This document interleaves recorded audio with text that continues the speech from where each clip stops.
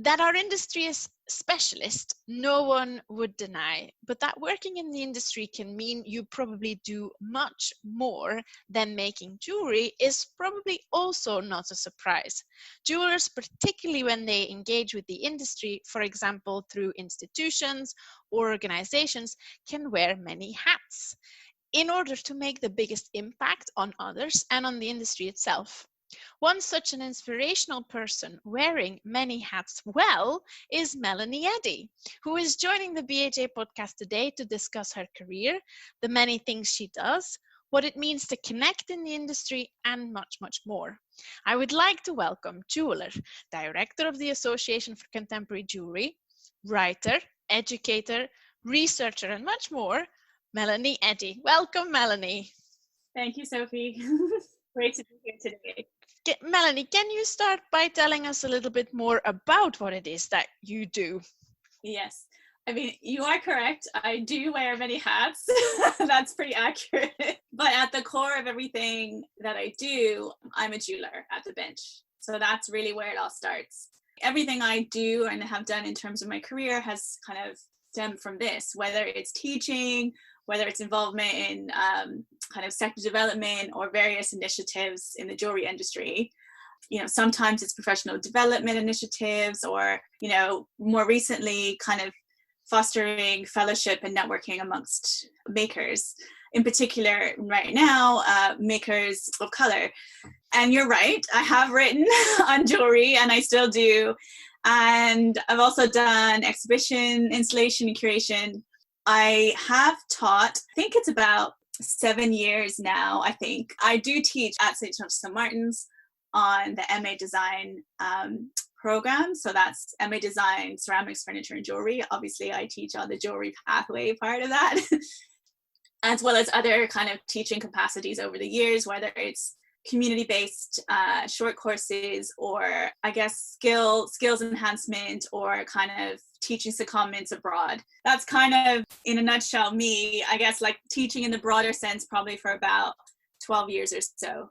So that's kind of sums up to some extent most of the things I'm involved in. I might be leaving out some bits, but that's kind of the basics. You say it at the beginning, and I think it's really interesting perhaps to start there. You are a really accomplished jeweler and you are well known for your pieces. What made you decide to become a jeweler? Well, you know, it's interesting because I've been thinking about this quite a bit and people do ask me this. You know, I will tell you kind of a bit of the root of how I got there. But in a way, I feel like jewelry found me in a sense. I always wasn't really interested in jewelry, but I don't think I immediately thought about the possibility of me doing jewelry. And I'll talk a little bit about that. So art was one of my favorite subjects at school. And as I kind of was coming towards the end of my kind of schooling in terms of like high school per se, I used to spend quite a lot of my free time like painting in my room. But I didn't really know, I wasn't sure what I wanted to do in terms of a career. And I kind of didn't really have the confidence to pursue like arts or fine art, you know, at a university level. So I kind of chickened out about that. I thought about doing it and I kind of was like, oh, I don't know if I'm good enough. Or also I was a bit unsure about the ability to kind of support myself as a fine artist. But because I was always interested in like reading and writing, I ended up going into like a liberal arts degree. And that happened in Canada. So I studied in London, Ontario. And, you know, I was studying things like English, politics, international development, sociology, like this kind of area. And I wasn't sure exactly what I was going to do with that. I mean, I thought about international development. I thought about different areas.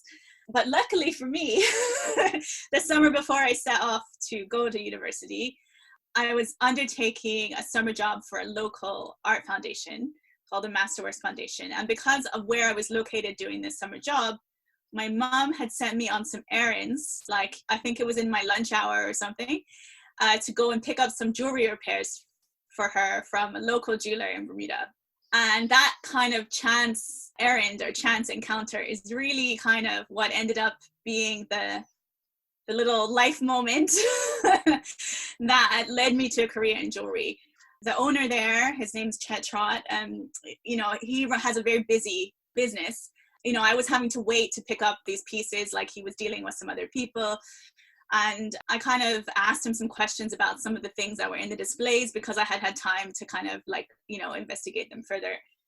And he kind of could see that I was interested, and he was like asking me some questions, and he said, oh, you seem like you're quite interested. And I said, oh, you know, I made some jewelry at high school, you know, like this kind of thing, not really thinking much about it. And he said, oh, why don't you bring it in to show, you know, show us, are you interested to find out a bit more about what we do here? And I was like, yes. So I took some pieces in. I think the pieces I took in were pieces I made from glass. And yeah, so I kind of went in, and then I ended up working there. So I already had a summer job, and I ended up working there on Saturdays that summer. So I was working like 6 days, 6 days that summer. And kind of from there on, felt more and more interested and engaged with the jewelry sector. But I didn't know I was going to do that necessarily. It wasn't until towards the end of like my final year of studying at university that the penny kind of dropped, and I realized I wanted to work in jewelry. And so when I finished my program, I came back to work for him for a short period of time, and then ended up kind of going and working for another company, and you know, kind of went from there. But it's quite funny actually that I arrived at jewelry, because I do remember when I was in high school, I used to spend like my lunch hour like poring over the books on gems and jewelry in the school library. But I just don't think, I guess it was so far out of my comprehension that I might have a career coming from a small place like Bermuda. You know, I didn't know about studying certain types of areas or fields. So it didn't really occur to me that I could make some of those pieces, or that I would have a career doing that, until this kind of weird kind of coincidence, kind of circuitous route, like eventually led me to it. I wonder, you know, having someone that accessible and having a look behind the scenes, because like you say, when you think about jewelry through the way it's portrayed through books and the way we engage with it through advertisement, and it's such a different experience to know what it feels like to make it than it looks like when it's actually portrayed and photoshopped on a white background. And I wonder whether those kinds of experiences are important. I mean, for sure. I mean, if I hadn't have had that interaction with Chet, I don't think I would be sitting here talking to you about my career in jewelry right now. That accessibility, I think, was really important. And I was lucky, I think, because he was somebody who had come to jewelry probably not in the most normal way. The company actually used to be owned by British brothers. They actually came back to the UK later on, and they set up a casting company called Niagara Falls Casting. You know, he worked for them when he was quite young, and then built up his skills and training. And so when they were ready to leave and sell the business, like he ended up buying the business, you know, from them. So I think that, you know, he probably recognized somebody who was local, had a bit of artistic kind of background, had some interest, and thought, oh, I don't see too many people like that. I think I was lucky that he opened up his business, and in a way he showed me also so many over that summer and subsequent like kind of summers and holidays when I used to work there. He opened up kind of so many different aspects of what it means to make like different parts of jewelry, and also like about the other stuff you need to do, you know, to run a jewelry business. Like, I mean, I was lucky because Bermuda because it's a bit isolated. Most jewelry businesses there do a lot of the processes, if they're that set up in a way, like his setup was. They do a lot of the processes themselves. So, you know, all the casting was done there. We used to make our own jump rings. We didn't like buy jump rings. We used to have to melt the gold down into ingots, and then we had to draw it in the draw plate, and then we had to pull it, and then eventually get to the right thickness, and then you had to make oval ones or circular ones. And so I guess I had quite a traditional introduction to like, you know, aspects of making that maybe you wouldn't normally come across. That kind of, for me, it actually instilled a real love of the craftsmanship of it.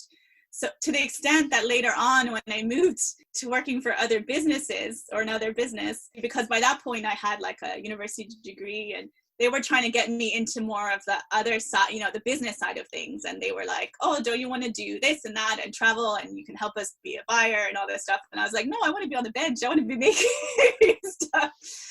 Yeah, so I think like that's really kind of lit that fire for me in terms of working with the different techniques and working with precious metals, really. You mentioned that you've lived in many places and sort of trained in many places, Bermuda, Canada, New York even, and of course London. Yeah.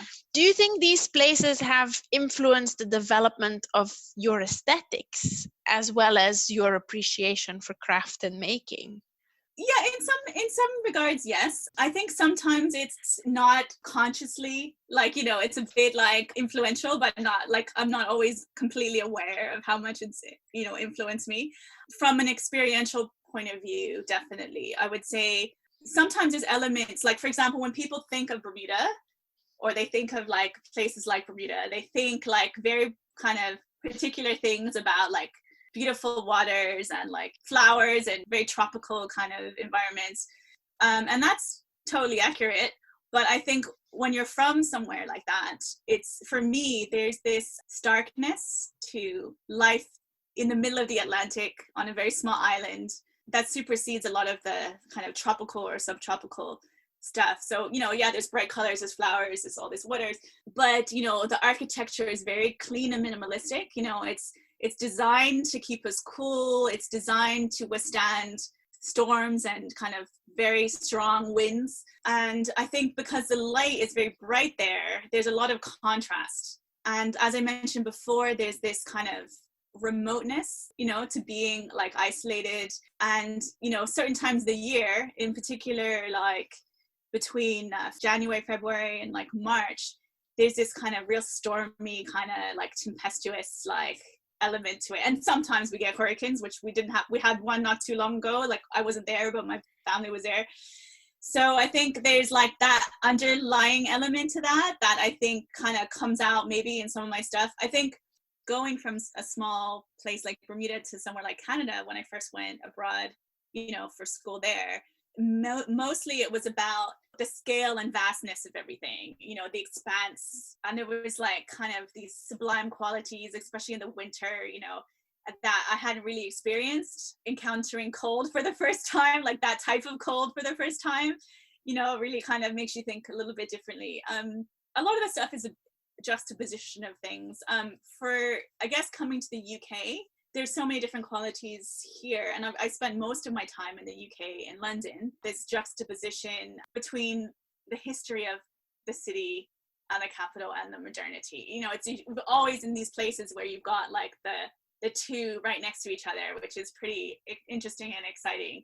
And I think a little bit that's in a way how I work with metals, is that I think people think of my work as quite contemporary and futuristic, but a lot of my techniques and a lot of the things I do are not overly like, I mean, there's times I experiment with things that are maybe a bit more kind of new or innovative, but generally a lot of the things I'm doing are quite like traditional techniques and quite traditional approaches to hand finishing and things like that. So even though the forms are very like kind of new, maybe, like I think the way I achieve them is not always like revolutionary or like, you know, new. And I think with New York, I mean, I guess everyone is, when you first in New York, it's like the buildings and everything and the architecture and the urban landscape. But I think for me, what New York did, because I experienced that before I came to the UK, was really open up my eyes and mind to the possibilities of what was possible within the jewelry industry, just because of the scale in which it operates there.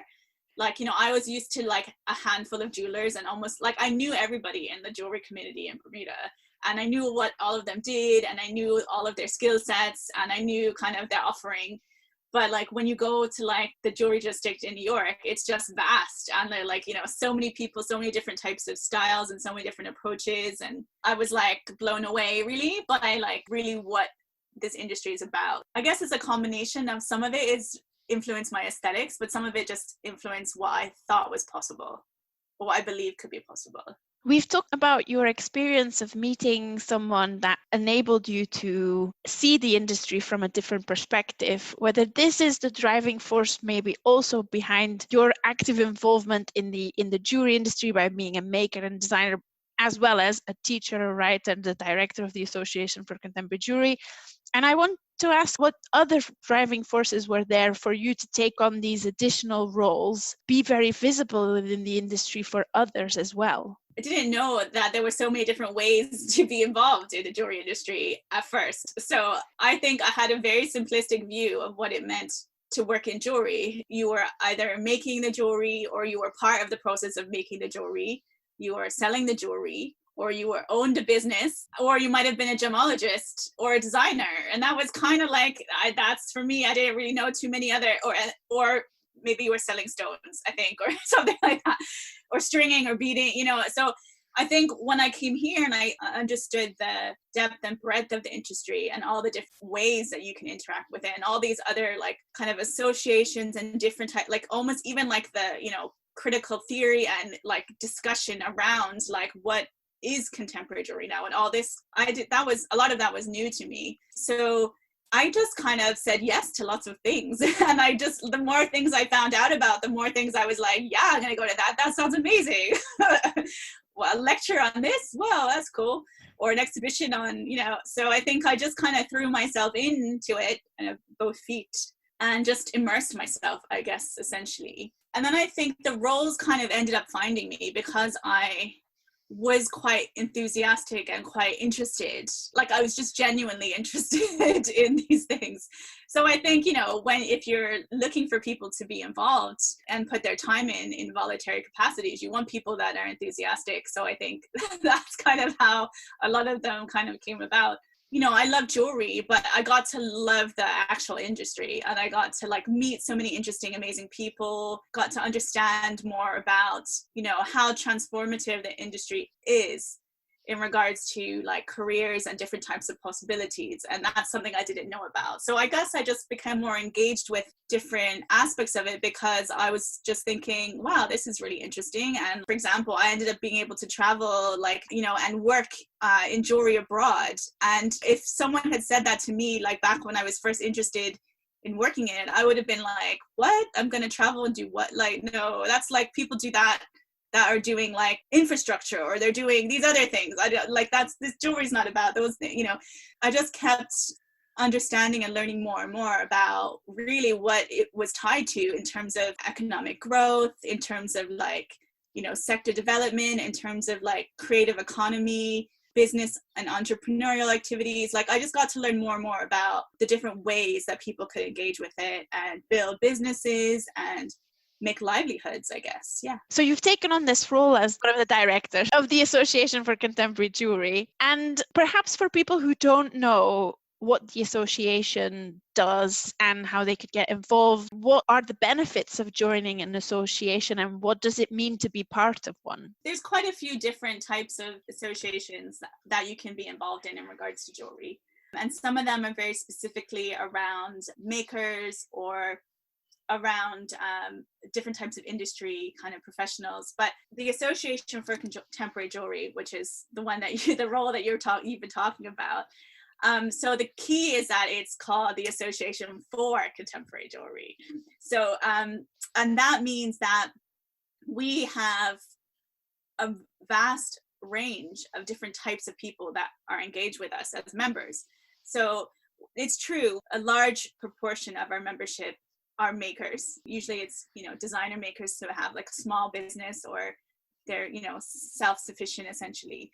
But we also have gallerists, we have collectors, we have educators and academics. So we have like a real range of people that are our membership, and not just in the UK, but also like globally. And I think it's really, a lot of the things we're looking at is pulling together people around, what contemporary jewelry is, why we're interested in contemporary jewelry, what's happening with contemporary jewelry, who's doing what with contemporary jewelry, and discussions and engaging with all kind of elements of what's happening in that space, really. The thing that's interesting about that space is that there's so many different approaches and viewpoints to how we how we consider or what we consider to be contemporary jewelry. And I think in the jewelry space in general, it's quite hard because there's a lot of labels and they're not always helpful.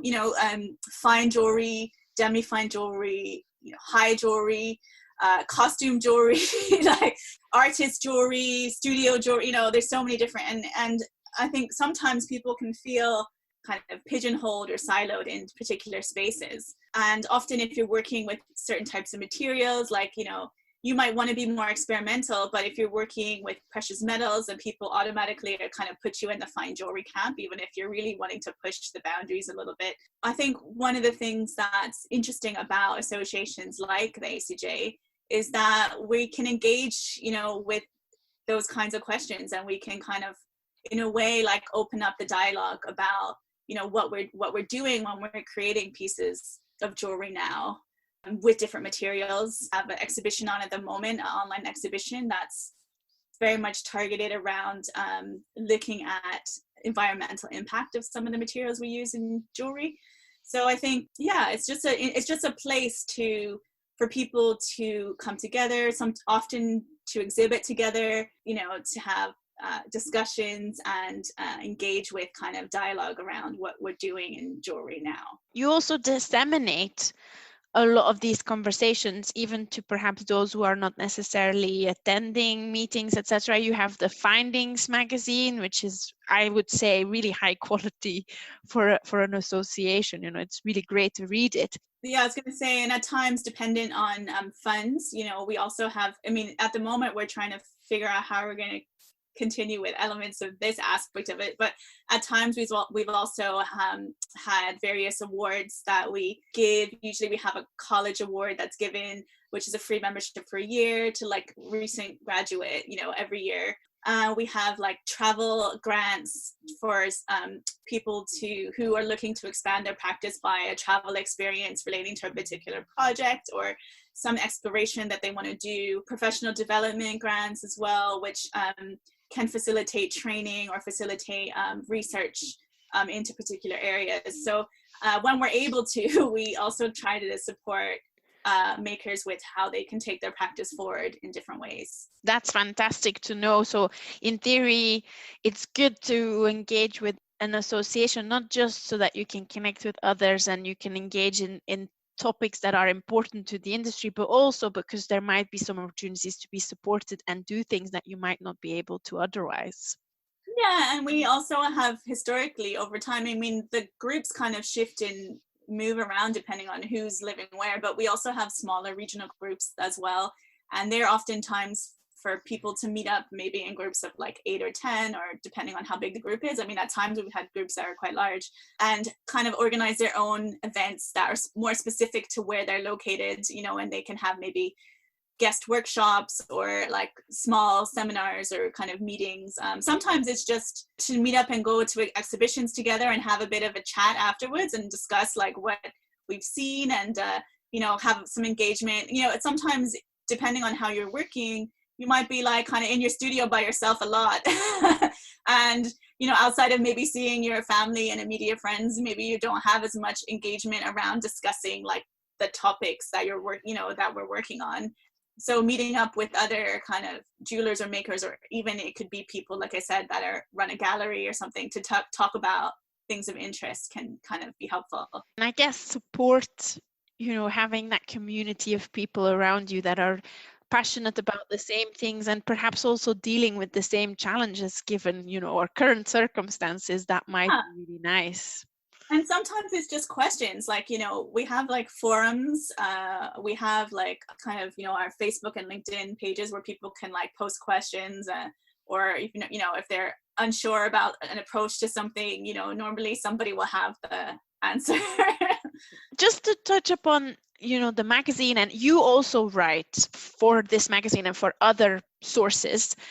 How has writing become a part of your practice as well? For me, I enjoy writing, and I've kind of always enjoyed writing. So, because I guess in a way, writing is a little bit about confidence. Like often we write things for ourselves, right? Like most of us sometimes at various points in our lives, we write things for ourselves, but we don't often write or share our writings with other people. Like all of us, most people I think have some, have pretty good competence in terms of writing, really. But it's just most of us think of it as something very specific to like an author or a writer who happens to have that as a full-time profession.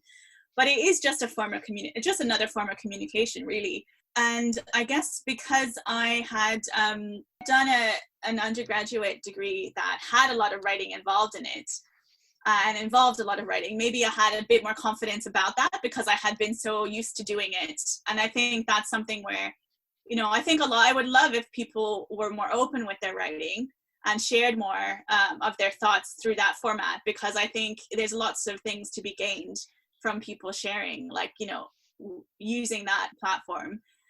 So I guess for me, I've always liked to kind of write as a way to explore thoughts and ideas.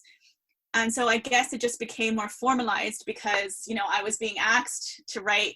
Initially, it might have been short things like exhibition reviews or book reviews. And then it kind of grew into, features or interviewing people. I think one of the first times where I really felt like a bit more pressure, I guess, was because some years ago, it was a long time ago now, there was, I think it was joint winners of the Jurwood, and so I had to interview them basically. So I had to go and talk to them, and then I had to write up the interview, and then I was like, okay, this is a lot of work. So, and then I guess it kind of grew from there. And what writing allows me to do is it kind of allows me to explore and engage with the critical kind of thinking aspect of it. And when you're asked to do it for whether it's an online publication or a print publication, and you're asked to do it more formally, it kind of allows you to kind of open that up because you kind of sharing your thoughts, but then you're also facilitating engagement for other people to read it and then have their own thoughts and opinions on what you're kind of saying. And so I think one of the things that I like about writing about jewelry in general, or reading about jewelry in general, is that with a lot of us have a real interest in jewelry in all aspects of it, but we're not always in a position to buy jewelry or patronize the people whose jewelry we like or we appreciate. So reading about it allows everyone to have a perspective and to kind of share ideas about how they feel about jewelry. Because even if you don't write the piece and you're reading the piece, you might discuss it with someone else who has read it. And so I like that aspect of kind of writing about jewelry, and I guess us reading about jewelry through books and through articles or even blogs kind of is another way to discover and kind of engage with jewelry outside of like seeing it in a gallery or in a shop or owning it. It's kind of like it just opens it up really to like, having a bit more insight and thoughts about different pieces. Yeah, that's really true. I agree with you entirely. You have won awards, you have judged awards quite regularly.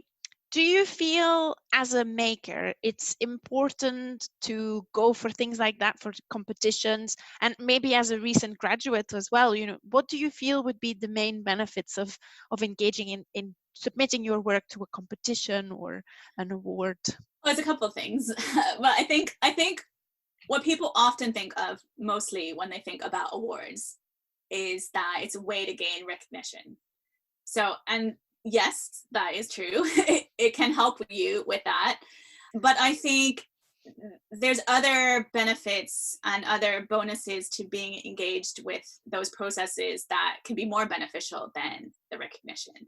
And I think one is it's always interesting and always helpful because usually if you're submitting for an award, usually there's some kind of brief that's involved, right? You have to channel your submission or your approach according to a structure or according to a clear set of guidelines or instructions.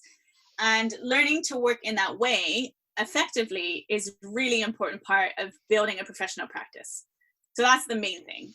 And you can practice it if you're not, say, at the stage where you're thinking about designing for someone else, or you are working with commissions or clients where you have to deal with those types of situations. It's a good way to practice how you can negotiate through those types of structures. So that's the first thing. But also, I think that it can help you in terms of developing and expanding your practice. So you can challenge yourself, maybe to do something that you wouldn't have done if this particular, like, you know, submission or award had come up. Those two elements, I think, are probably more valuable in the long run than the more obvious benefits of the recognition or of getting the attention of influential industry bodies or individuals. And I think that's because that's often what people think about when they think about awards. They think about the recognition, they think about getting their name out there in front of important people, basically. So yes, okay, that's great. But I think it's the other things that actually long-term are more helpful for you in terms of building a professional practice and in terms of kind of challenging yourself as an artist or as a designer or as a maker, depending on how you view, you know, yourself, because they're going to be different types of submissions. You've been working on a lot of jewelry sector initiatives surrounding professional development for emerging makers also in South Asia since 2010, primarily in Afghanistan. Would you be able to tell us a little bit more about this, the project, and sort of what brought it on as well? Because that's really amazing. Yeah, so I guess I'll start with the kind of first thing, which was the work in Afghanistan, which was quite funny because, like, I mean, when you say that, you make me sound like quite intrepid. But at the time, though, I wasn't really somebody who had, like, I mean, outside of like traveling for work and study, you know, I travel with my family, but I wasn't like a big, you know, solo traveler. And so I think there were some friends that were like, well, couldn't you have gone on a gap year or something? Why did you have to like skip like this other traveling and go straight to, like, you know, Afghanistan? You just kind of missed a couple of steps in terms of your, like, you know, experience as a traveler. But I just kind of went, yeah, I guess I just was like, oh, well, the British Council, they had this program called the New Silk Road program. And actually that was a lot of programs that were to do with exchanges. So they were to do with like creative exchanges in different regions, different countries along, like, I guess this, you know, the Silk Route. So mostly in South Asia, and, you know, I think it was like Pakistan, maybe Kazakhstan, you know, there was a lot like different countries, and it wasn't all jewelry specifically, it was just to do with creative practices. So, you know, textiles, accessories, kind of installation, you know, different types of things. And they had this kind of possibility to do work with an organization and an institution in terms of like an educational institution in Afghanistan. But because of the context, they needed to approach this particular exchange a bit differently. So, and for me, when I first read about it, I was interested in this exchange element of it. I thought, oh, that's really cool. If I go, then somebody from Afghanistan will come to the UK. So, but it was actually going to needed to adjust and be, so it ended up being more of like a teaching secondment. So they needed somebody who had some teaching experience to do it. So I was approached to kind of spend a couple of months at this organization called Turquoise Mountain. And that was set up by, at the time, President Karzai in Afghanistan and Prince Charles from here through like Prince's Trust. And they had a couple of different areas that they were kind of working on: calligraphy and like, you know, fine miniature painting, woodworking, both architectural woodwork as well as like carvings and like objects and furniture, gem cutting, ceramics, and jewelry. So I was kind of tasked to come and do some work with the gems and jewelry department of what was called the Turquoise Mountain Institute. So, and they were doing a lot of regeneration as well within this old part of Kabul in Afghanistan. They had a City and Guilds program they were running, and they were also in the process of defining a curriculum for a high school level kind of qualifications as well. So I was going to go and do some work specifically around design, and in particular around research methodologies, so that students could kind of have a bit more insight into how they formulate their concepts and their ideas. That's kind of what I went to work on initially. I did do some practical workshops with them around wax carving and some other things, and looking at how to translate like more traditional kind of motifs and artifacts into like contemporary kind of interpretations. So that was the start of it. And then I kind of had this relationship with Turquoise Mountain, and later on ended up doing work when they started moving more into the business development side, when they had recent graduates and they had these incubator kind of spaces, and they were working with helping kind of emerging kind of talent to create their own small businesses. And then that led to brokering kind of collaborations with international designers who wanted to work with these young makers to like develop collections and pieces together. So that ended up kind of happening. And then I ended up getting involved in another program that was called Future Brilliance. And that was to take a bunch of jewelers and gem cutters from Afghanistan to India for skills enhancement and training. So I was involved everything from the kind of proposal stage of that to kind of getting it up and running in Jaipur. And mostly it was in Jaipur. There was elements of it that were in Delhi. There was a whole curriculum that we developed of training with this institute called the IIJG or IIGJ in Jaipur. And then they also had work experience afterwards there. And so that was really interesting. And then that led to some interesting developments in terms of, because one of the elements that I was really keen on was this exchange of someone coming back. And as the situation developed there, that became very difficult for us to follow through on. And I just was like really frustrated about that aspect, because I kind of felt like it wasn't really fair. And so over a couple of years, at first, I worked with Vicky Sarge, who's based in Belgravia, to bring a small selection of work from Afghanistan to London for a small exhibition in her shop there, which was really great. Like 100% of the profits, like bar like the cost of getting this stuff, like, went to the makers in Afghanistan, and it was really successful. They sold really well. And then a couple of years later, I was asked to curate a larger exhibition for the British Council, which brought jewelry as well as cut gemstones from Afghanistan to the UK. It was an exhibition of contemporary jewelry and gems.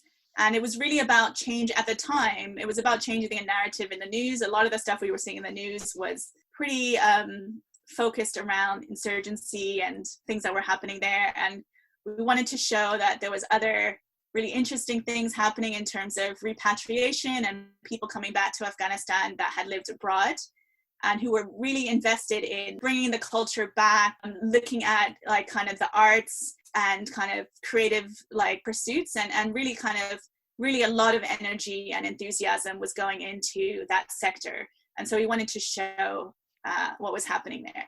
So that was in London first, and then later on it went to Edinburgh. Wow.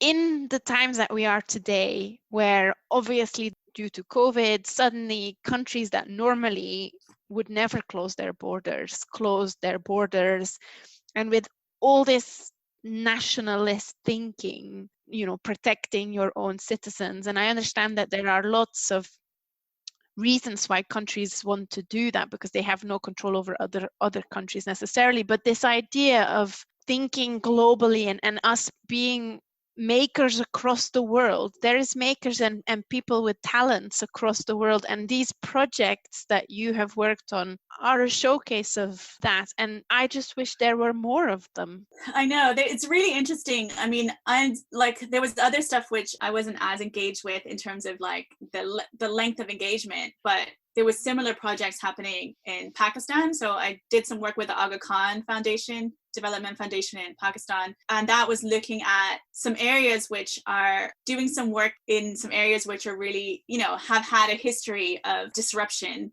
I guess you could say, and instability.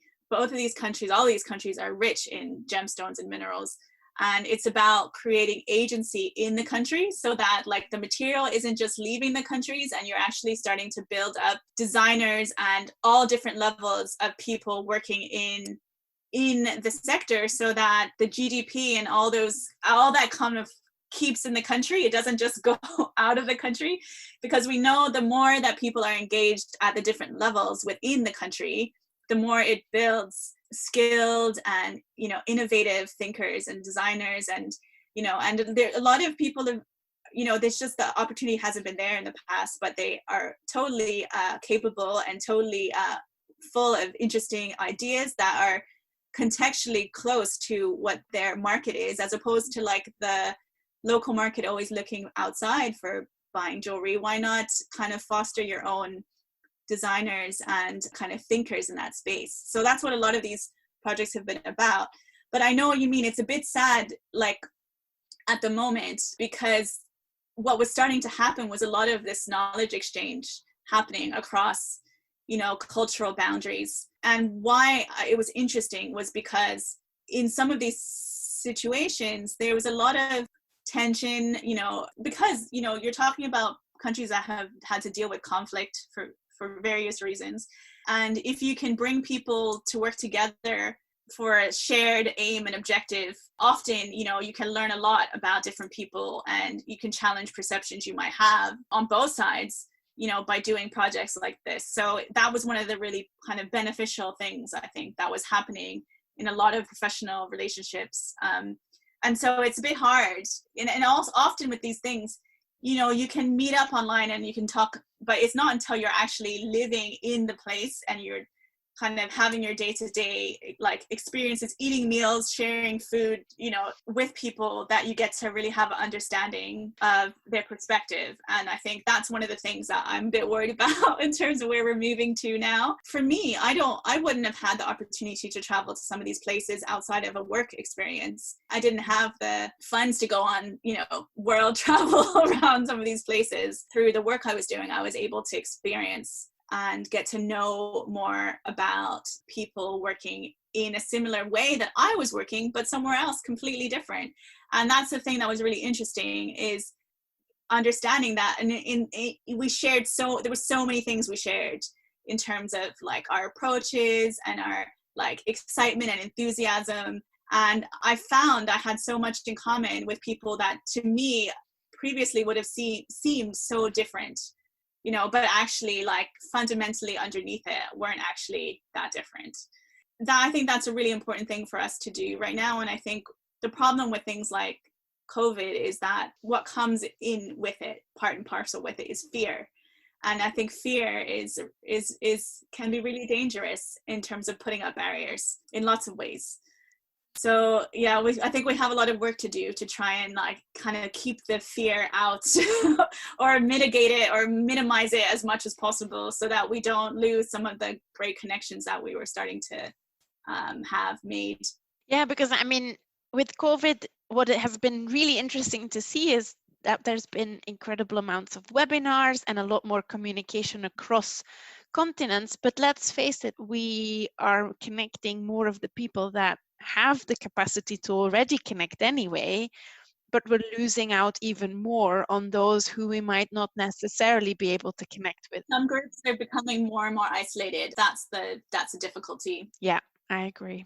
You are actively engaged in actually really hugely important initiatives to create a more inclusive and diverse jewelry industry.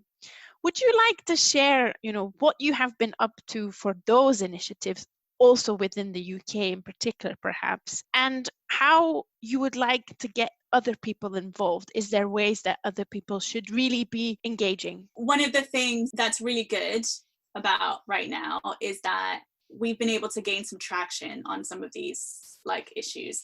So I think it's something that a lot of people or a lot of industries or a lot of organizations or institutions are aware of and have been aware of for some time.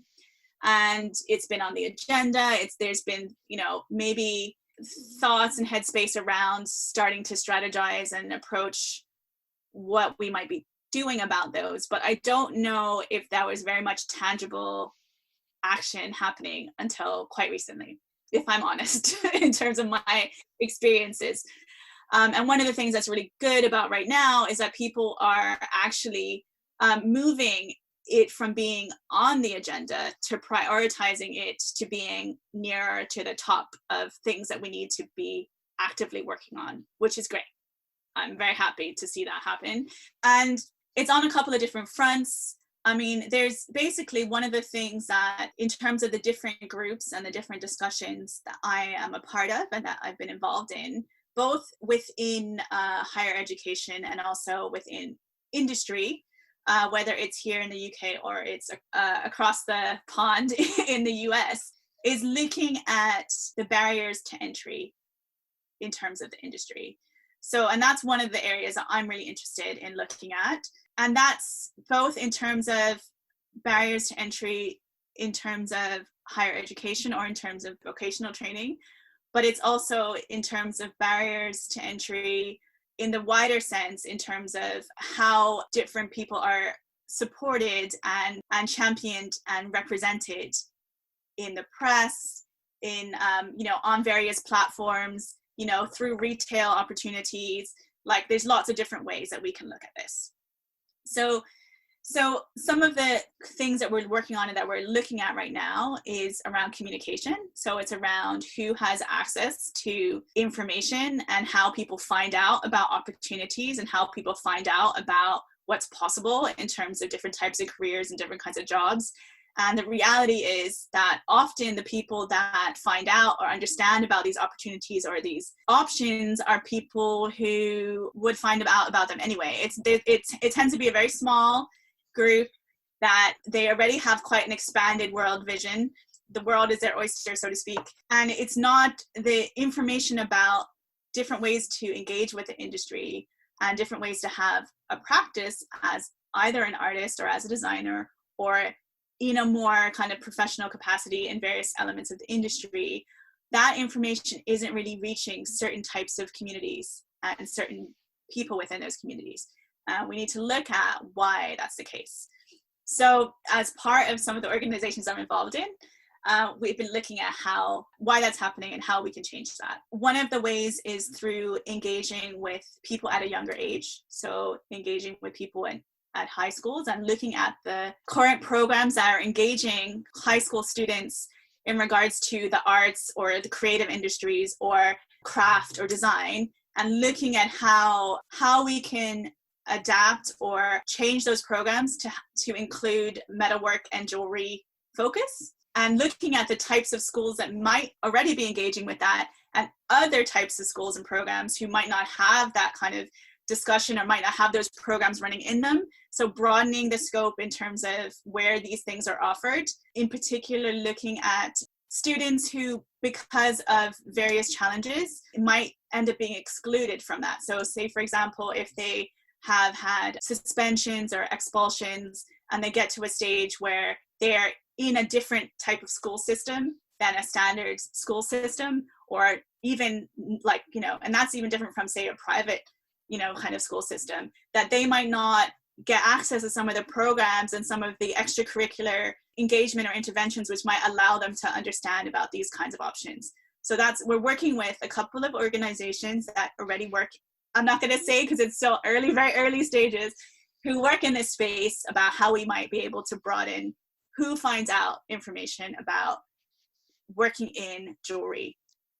So that's one thing. Another thing is building up support from within the industry. So how we can subsidize people who may not be able to afford to go into higher education or go into vocational training for this sector, through scholarships, through grants, through helping them to cover their expenses when they move into cities or move to places where they can access higher education programs, specifically in jewelry. Another thing that we're looking at is internships and mentorships. And often with internships, they're unpaid, which means that the people that end up doing the internships are people who have financial support or in some way are supported to be able to undertake work that's unpaid for a period of time. So that basically means people who have to work on leaving high school pretty much are ruled out for some of those roles because they aren't able to take them on because they need to generate an income for whatever reason quite quickly.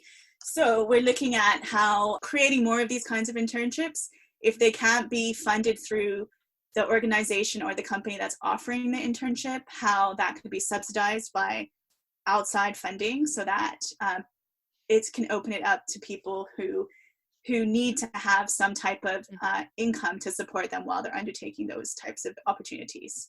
And then we're also looking at how we support graduates once they leave university so that they perform well in the space. So whether that's mentorship, whether that's business advice and support, whether that's grants for equipment or grants for realizing collections. So we're looking at things like that, in addition to also like different types of support that might be required. And also in terms of retail opportunities, it's often hard to get into certain types of spaces. That whole landscape is changing, so it might not necessarily be in a shop, it might be retail opportunities online. There might be a cost associated with those, which we might have to look at how we can support people. Then eventually we'll look at how we can support people to expand their business to international export. So whether that's funding people going to international fairs or international showcases so they can meet buyers and clients from elsewhere.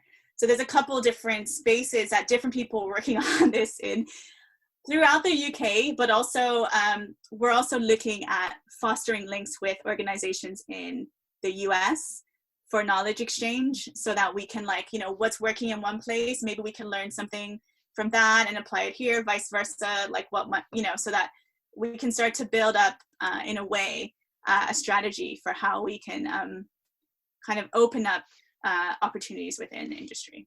I hope that kind of gives you a bit of an idea. It's fantastic.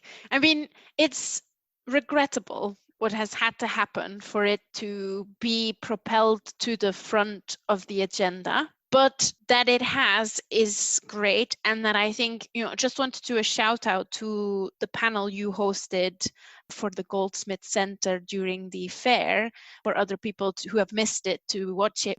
You invited a range of speakers who have all pretty much had different ways of entering the industry. And it's a real great example of how there is no set pathway to become a jeweler. Yeah, we had some that come through the apprenticeship route, one that had come through kind of university route, and then two others that had come from a completely different background and were self-taught essentially through a series of short courses and different types of programs.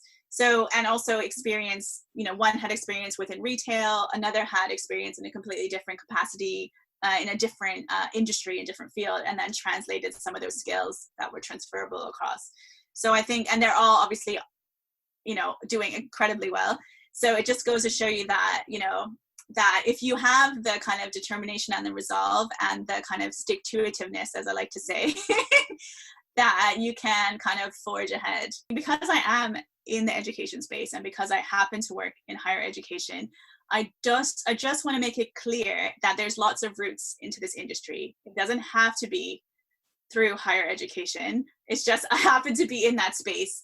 And there's lots of people who have lots of interesting things to offer the jewelry industry and this field that come into jewelry from various different places and acquire their skills in lots of different ways. Essentially, there's lots of different approaches and there isn't like one particular way that you have to do things.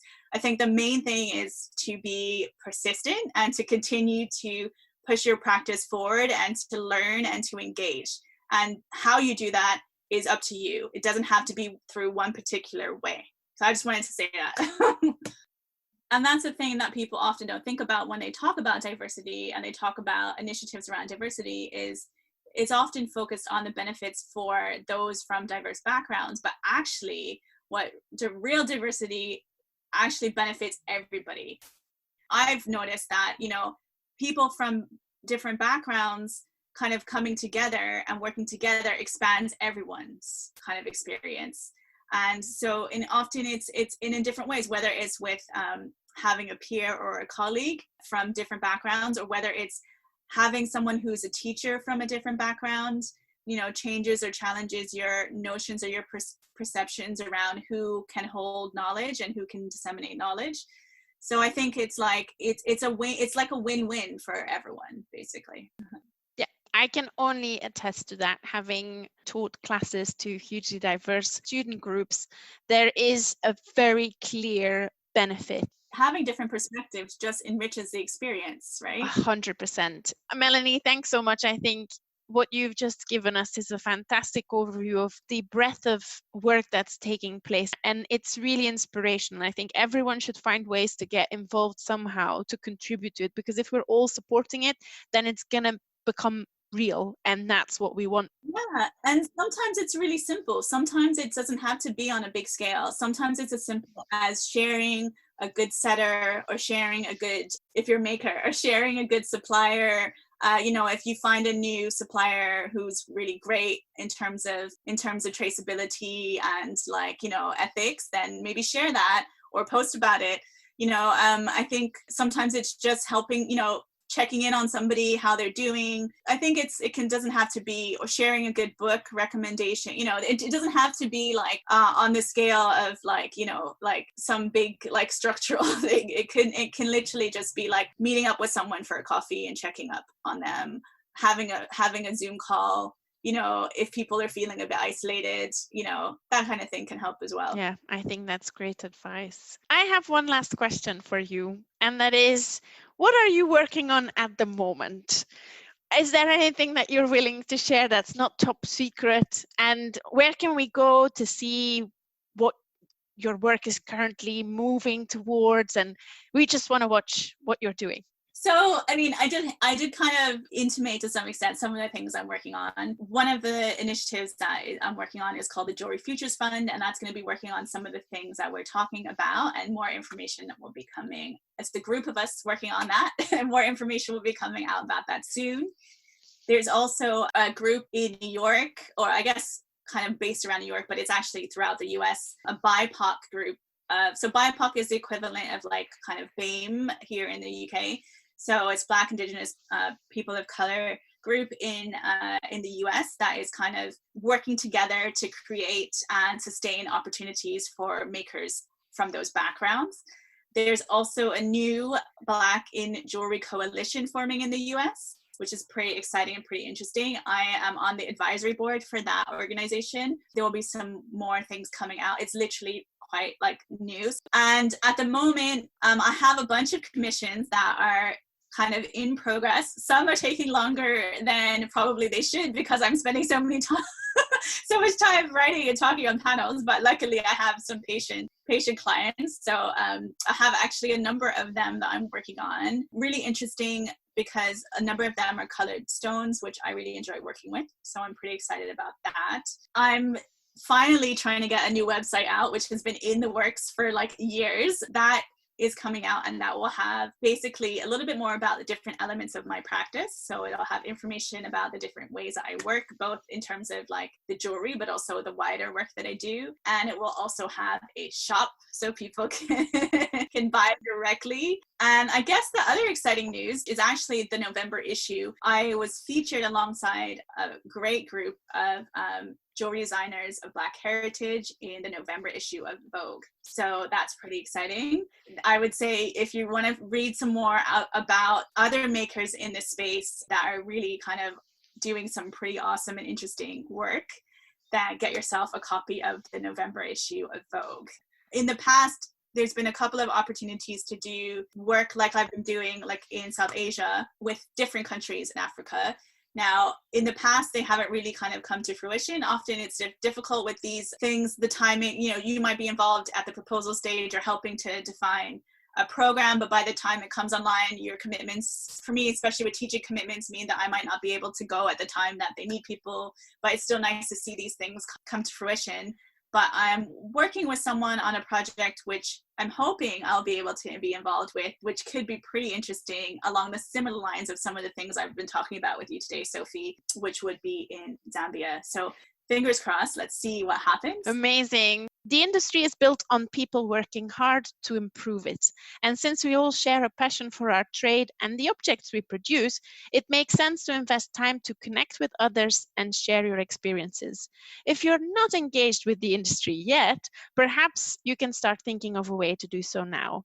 For now, I would just like to say a huge thank you to Melanie Eddy for everything she does and for joining me on the podcast today. I think the conversation was very inspirational. So thank you so much, Melanie. It was a pleasure. Thank you for having me, Sophie. Next month, I'll be joined by another guest, so watch this space to find out who it is. For now, this was Sophie Boons for the BHA podcast series, A Diverse Jewelry Career and Supporting Others with Melanie Eddy. Thank you so much for listening and have a wonderful day.